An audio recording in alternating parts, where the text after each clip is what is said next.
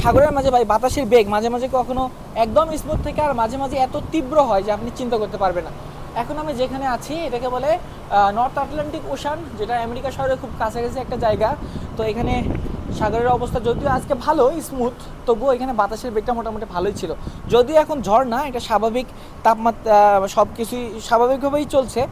তবুও এখানে দেখেন সমুদ্রটাকে এখান থেকে কত বেশি সুন্দর লাগছে, আর বাতাসের তীব্রতা তুলনামূলক একটু বেশি। আমি সামনে যেতে পারছি না, আমি যদি সামনে যাই আপনারা আমার কোনো কথাই হয়তো বা বুঝতে পারবেন না, তার কারণে আমার মাইক্রোফোনে প্রচুর পরিমাণে বাতাস হিট করছে। এখান থেকে শুধু সাগরের অবস্থাটা একটু দেখেন, পানিকে কত বেশি নীল মনে হচ্ছে। পানি সবসময় এরকম নীলই থাকে, এটা ডিপেন্ড করে আকাশের কালারের উপর।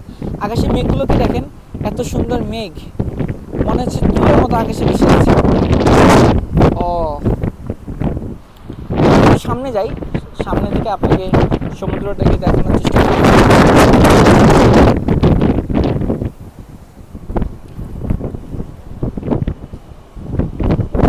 মিলিয়ে ভাই সমুদ্র জীবন আলহামদুলিল্লাহ অনেক বেশি সুন্দর।